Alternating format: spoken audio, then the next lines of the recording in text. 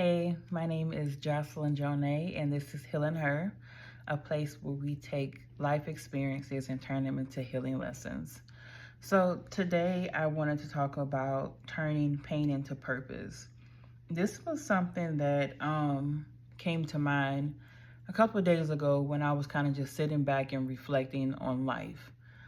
Um, God has started to have me emotionally unpack different experiences that I have went through in life, from childhood to adulthood, marriages, divorces, motherhood, etc. And I started to notice that the very things that I had experienced in life, from, again, childhood issues like with abandonment, marriages, abusive, toxic, unhealthy, divorces, being divorced twice, being a single mom twice, um, to raising my kids, like just different things that I had experienced, I started noticing and connecting the dots that those are the same things that God was having me or wanting me to talk about. And I just really had to sit with that and was like, okay, you really have to go through before you can, talk about something, right? Before you can help somebody with something. And I use ChatGPT a lot to kind of help me unpack. It's good to help me unpack. It's good to help me kind of reframe my thinking, or to help me like put my thoughts in order, put a structure to my thoughts or whatever. And so during this time when I kind of just went and was talking to it and unpacking it, it was just like, I was just like, so it seems like that everything that I had went through in life seems to be a part of my purpose, because I do believe I am starting to enter into my purpose, which is healing and helping people. And as I started going through that, I was just talking and just bouncing, like thoughts were coming to my head, and it was like, yeah, because someone who is a drug addict, they can't talk about being addicted to drugs and being delivered from drugs unless they actually go through it, right? They can't go to other drug addicts and try to relate to them and try to get them to stop doing drugs if they themselves have not done drugs, or whatever. And it was just like really thinking about that. And ChatGPT kind of had responded and was like, yeah, you're right. You have to go through, before you can talk about something, you have to go through it, right? You have to live it. And it had gave me some examples, biblical examples, right? So it was like, when we think about scriptures, Moses had to wander before leading others out of bondage, because Moses ended up killing an Egyptian, and then he had to escape and run off, and he was kind of living from place to place to place to place to place until he met God at the burning bush. And then it talks about David. David had to fight lions and bears before facing Goliath. So David had to be out on his own, relying and depending on God to protect the sheep. Which, in regards, if you look at that metaphor, the sheep are the people, the lions and the bears are the enemies, right?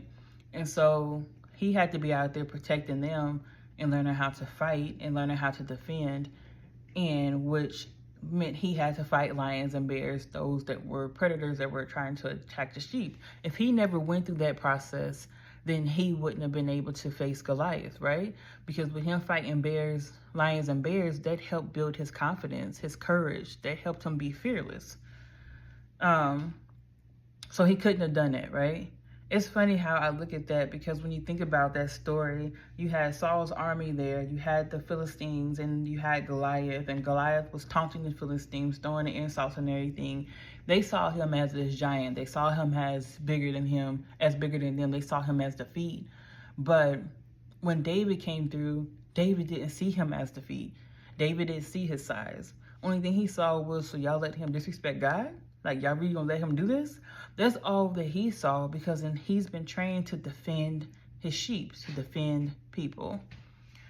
Then it mentioned Joseph. Joseph was betrayed and imprisoned before saving his family, right? So Joseph was he told his family his dream. They got mad, tried to kill him, but ended up selling him away. He ended up going to Egypt or whatever. and going through all the trials and tribulations that he went through there, eventually building the trust of the king at that time. And then from building trust with the king, he was appointed to be second in command. And being second in command, which means that he was able to go ahead and harvest things, right? So he had to go through in order to come out, and then in order to be promoted, and then his promotions what saved his family and things. And then you look at Paul, who was Saul and became Paul. Paul persecuted Christians before preaching grace. So Paul had to go through what he went through. He had to go through killing Christians. He had to go through all those things, working for the enemy, everything that he had to go through. And then he had to be delivered from it, right? God blinded his eyes on the road to Damascus, then sent him over to some Christians, basically Christians, who were able to help him, heal him, and everything, which showed grace, because God could have killed him, but instead of killing him, he gave him grace. He showed him the very people that you were trying to condemn and kill are the very people who are giving you grace and who are helping you in spite of, right? And so because of that, he can now preach and talk about grace to other people. And so it kind of just, like, as we went through it, and as I told her my story, it was just like, you're walking the same pattern. Your pain became your platform. Your lessons become your language. Your healing become your ministry. So we go through things not just to go through things. And another thing is, at my job, a manager had posted something talking about testimonies. And he was talking about how, everybody has to go through a test in order to have a testimony. Each one of these people, Moses, David, Joseph, Paul, we can look at Ruth, we can look at so many people within the Bible, had to go through a test in order to have a testimony. And we have to understand that just like hurt people, heal people, right? So we can look at the test that we go through, and we can look at it as a place of God's grace, and that my test became a testimony for me to heal and help people. Or we can look at a test as punishment, in that my test is now a weapon that I either use to hurt and harm others, or hurt and harm myself, right? So you can take your test and it can either become a testimony or it can become a weapon. You choose that. There's like victims and stuff. Two people can go through the same thing.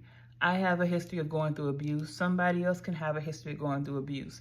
I can look at my abuse and look at the beauty in it and look at what all came out of it, right? Me getting to know God, having my children, having this platform, being able to help people and learn lessons, surviving it, right? I can look at it as victorious. I won. Someone else can look at it from a victim mindset and look at it in a way of that they were defeated. They can look at it a way of, woe is me, somebody hurt me, somebody took from me, somebody, abused me, tore my self-esteem, somebody right? And just like for me feeling victorious, I'm going to use it to help other people who are struggling to come out of it, right? Versus somebody else, which we see it today, they're hurt, right? And they don't see the beauty in the pain. And so what they do is they take their experiences, negative experiences, and they spread it to other people, which then infects other people, right? Because based off of their experience, now they're telling people, oh, don't get married, don't do this, don't, X, Y, and Z, because off of their experiences versus them trying to heal. I love this too, because the Lord brought to me like Harriet Tubman. Harriet Tubman could not free people unless she herself was first freed. And so there's a purpose, well, not a purpose, a process in turning your pain into purpose. Because one, you go through it. You go through it, you come out of it. You come out of it, you heal from it, you learn from it. Once you learn from it, you grow from it. Once you grow from it, then you start to go back and heal people, right? Because you can see God in it. And now you can see, okay, hey, if I made it out, then I can help other people make it out too. But it's also important to use discernment, because there are some people who are stuck in their pain and don't want to come out of their pain. And if you try to help somebody come out of their pain, you can actually go down with them. And I think one thing that led me to all this was a quote that I read by Maya Angelou. As soon as healing takes place, go out and heal somebody else. As soon as you come out and you start to rebuild and you start to heal and you start to learn and you start to grow and you have a strong foundation, that is your testimony and example of how God brought you out, how God healed you, and how God rebuilt you. And so now you go back and you help somebody else.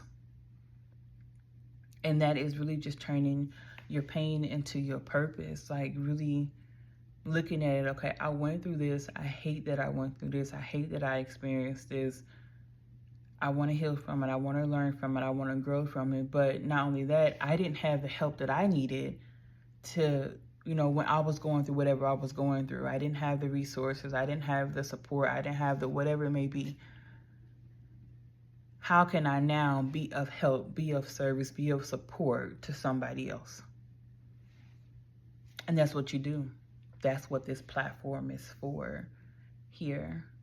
Me helping somebody else. And I'm not perfect. I still have a lot of healing to go through, but I watched somebody, Kayla, she's on YouTube, and she made a comment because sometimes we try to wait until we heal before we do something, but healing takes a while, right? And you heal in phases. And so she had made a quote and said, heal as you go. You heal as you go. And that's one thing I've seen God do for me. As I start, he gives me topics, and he gives me a vision with it from my life experience. My job is to take that and really sit with it and unpack it. And then after unpacking it, what are the lessons behind it? And not everything is for me to share. Some things it's really for me. But yeah, I hope this encouraged somebody, and I hope that you really just look at your pain from a different point, from a different perspective, not necessarily from the victim, but from victorious. Because if you made it out, you won, right? If you made it out, you won. And there is somebody else who is still stuck in it. They're stuck in what you came out of. Help them get out of it so they can help somebody else. Because our testimonies are not just for us. Our testimonies are for the glory of God and to bring other people to Christ and break generational curses and cycles too. But thank you so much for watching, and I'll see you next time.